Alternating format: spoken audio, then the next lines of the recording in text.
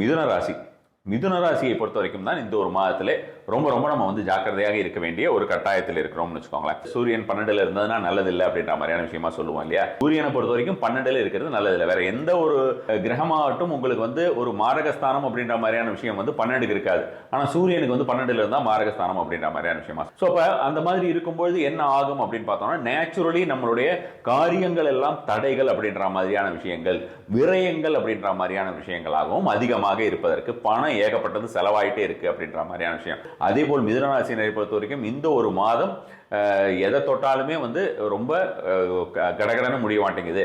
உங்களுக்கு இந்த ஒரு மாதத்திலே ஆன்மீக நாட்டம் அப்படிங்கிறது உயர்நிலை ஆன்மீகம்னு சொல்லுவோம்ல. ஆன்மீகத்திலே உயர்நிலை தாழ்நிலை அப்படின்ற மாதிரி.